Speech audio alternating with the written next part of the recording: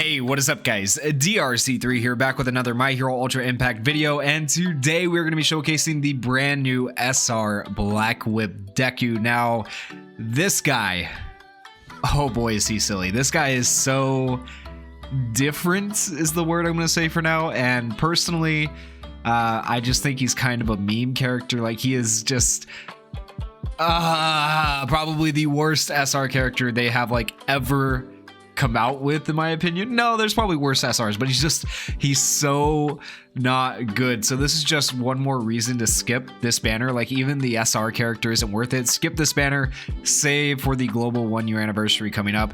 Anyways, let's take a look at his kit. I know I've already gone over it in a previous video, so if you've already seen me go over the kit, you can skip this part of the video, but I'm going to go over his kit and then we're going to hop into the actual showcase here in the VE Tower. We are doing the speed stage, second floor, double S difficulty. All right, let's take a look at his kit. So for his advanced leveling, you can see it is still 0 on HP, power, and speed. I am not putting any advanced leveling items into this character as of right now. I do not think he is worth it, in my opinion. He does have some decent VE Tower-ish abilities going on, but I feel like his cons just outweigh his pros, in my opinion. So that's why I haven't put any advanced leveling into him. As for his ability boards, I believe I have him all the way awakened on his basic board. Let's take a look real quick.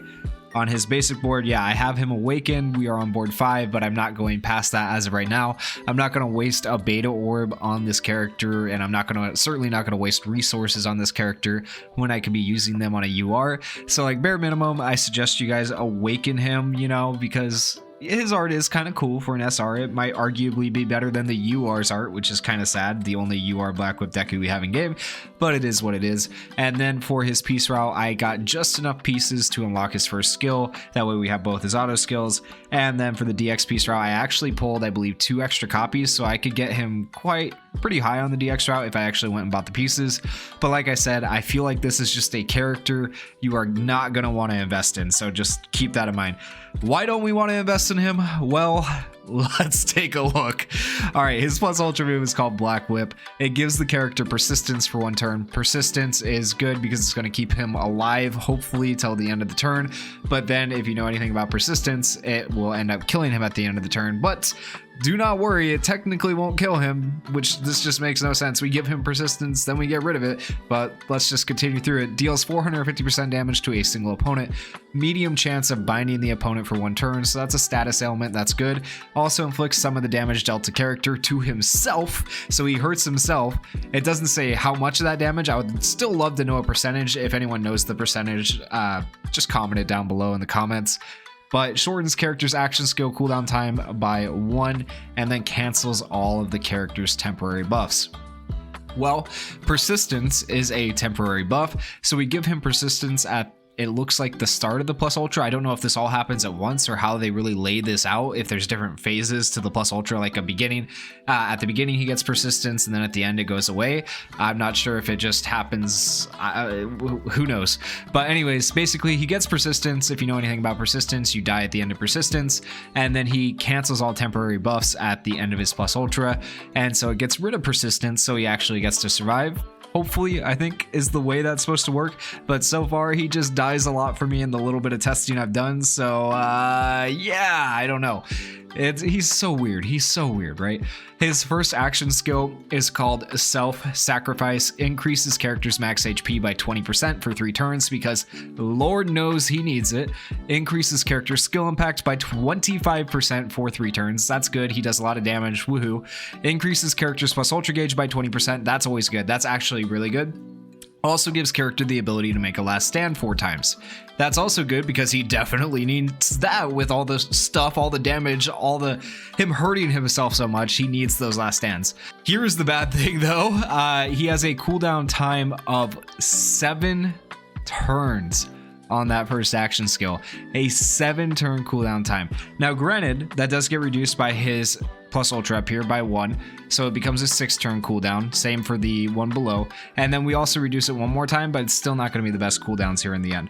So let's continue. His next action skill is called Detroit Smash. It deals 400% damage to a single opponent, increases character skill impact by 25% when power is increased. Great, he's going to hit hard. Awesome. He's still an SR character with SR stats. He can only hit so hard, so keep that in mind. Also inflicts some of the damage dealt to character. So also, while you're hitting harder, you're hitting the opponent harder, you are hitting yourself harder.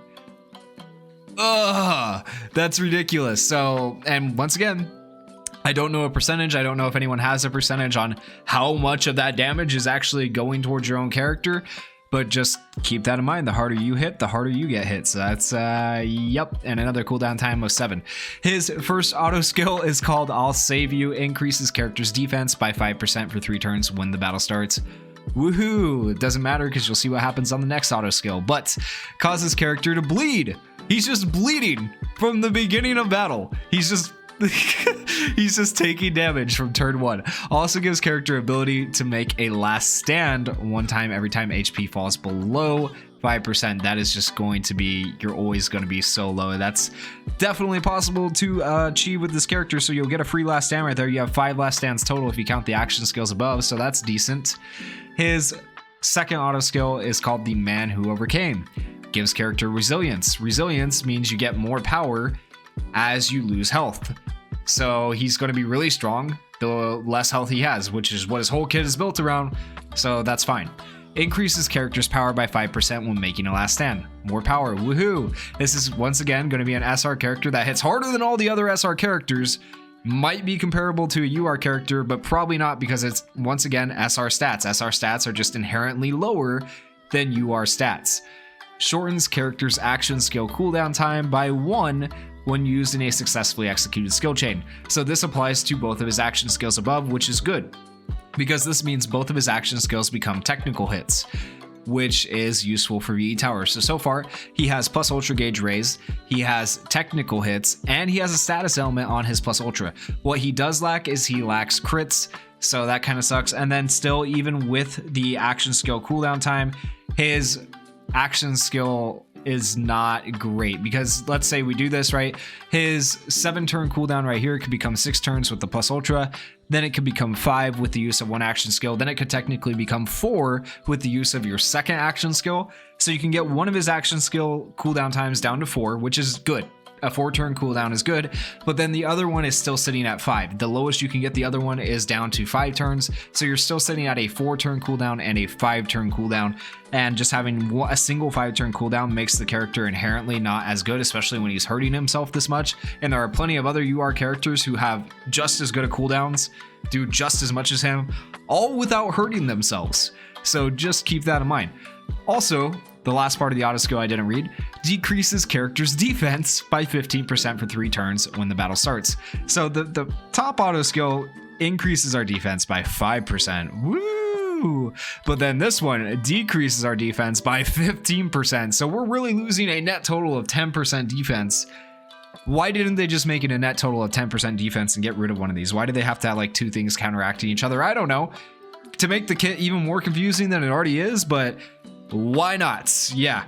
So as you can see, no EX auto skills. I am not going to invest in this character literally whatsoever unless he just turns out to be ridiculously good for a specific VE Tower stage. As of right now, I feel like there are always going to be better options. Now, that being said, he does have technicals, he does have status elements, and he does have his own plus ultra where you can raise his own plus ultra gauge. So he can be okay, maybe in the right situations, but you're gonna have to level him up a lot so that he has a big enough health pool, I feel like, to survive. Right now at level 70 where I have him, he's just gonna get crushed. But anyways, let's do this showcase. All right, so for this showcase, I do have adventurer weights on him to give him like basically as many stat boost as I can, the crit rate, the health, all that good stuff that's going on for him.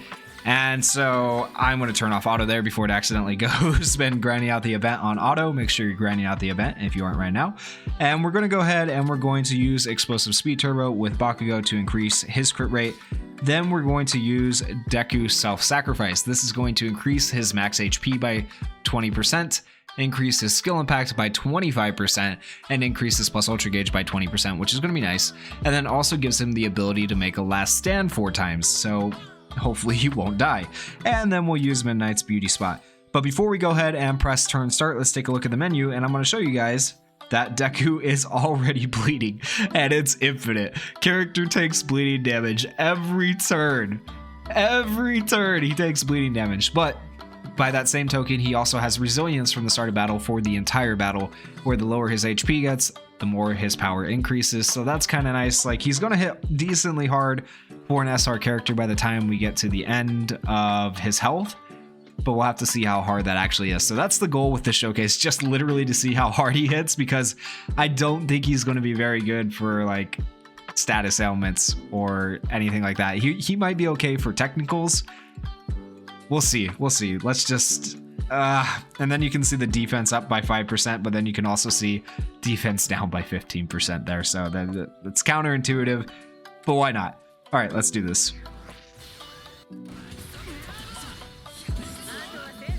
All right, let's compare his normal attacks to the other two. 3,000, 1,000. He did a decent amount. Midnight didn't hit a crit, but he did hurt himself. So after turn 1, you can see how much health he's lost, and that is pretty much just from him hurting himself. So yeah, that's great. And you can see his plus ultra gauge raise doesn't amount to a whole lot. We had Adventure Awaits on him, which gives him an inherent 25% plus ultra gauge raise if you have all 5 characters on your team. I think I'm missing maybe one type, so we have the 20% plus ultra gauge raise plus the other 20% he gives himself. So still not the greatest plus ultra gauge raise, so just keep that in mind. And let's go ahead and do these. His Detroit Smash is going to increase his skill impact by 25% if his power is increased, and also inflict some of the damage to himself. I do believe his power is increased right now. Let's take a look though. He does have power up. He increases character's power by 30%. And once again, he should be just getting power up from resilience. Resilience is going to increase his power, so he'll always increase his skill impact, which means he's always going to be doing a lot of damage, which is nice. All right, so let's just do this. And it's kind of hard to see the numbers, so look out for the number, and let's see how much damage we're taking as we do damage to Kurogiri.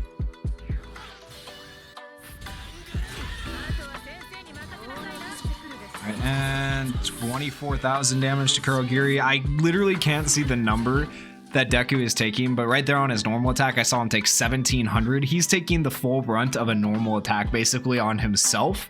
I missed his action skill number, but like pretty much all the damage that Deku has on him right now is him hurting himself. Heaven forbid he get attacked. Like, that is, whew. All right. Blackwhip time. So we are going to deal 450% damage and have a medium chance of binding. We'll see if the binding hits, see if it's actually a decent medium chance. We are going to hurt ourselves again and shorten our action skill cooldown time. So let's do this. Oh, there it is. Deku got got hurt there. His health is pretty much gone. All right, he does have type advantage here. Let's see how much damage he does. 78,000 damage, which is massive. But wait a second. I thought we were supposed to have last stands. I thought that persistence was supposed to kick in, keep us alive, and then persistence gets removed by temporary buffs. By the temporary buff removal, you know, when the temporary buff removal gets removed at the end of the plus ultra. But guess what didn't happen? And guess who died? Yeah, he hit really hard for that one turn he had his plus ultra, but because he hit for 78,000 damage, he killed himself. He literally killed himself, and he was supposed to survive based on my understanding of the kit, and thus I am just dumb and reading the kit wrong. The kit is so confusing, but this is what I found literally pretty much every single time I've used this character. When you get a hard-hitting plus ultra that does that much damage with that Deku, he's killing himself, and there is nothing you can do about it. Those last stands, I guess, only apply when the enemy's attacking you. I don't know what's going on, guys. I've never been more confused by a character. I'm not gonna lie to you. Maybe I'm just being dumb. Maybe I am being dumb. Let me know in the comments if you understand this completely, and just say, hey, DRC, you're being dumb, but Yeah. So that's the showcase. We're not even going to finish this, but you guys get the idea. The most memey SR character I have ever seen in my entire life for the game My Hero Ultra Impact. I am going to be doing the free-to-play Gran Torino showcase here coming up next. So if you guys want to see that, make sure you go down there, hit that like button, hit that subscribe button, and thank you guys for watching. Leave me some comments about this character. Like, Jesus Christ. Thanks for watching. Peace.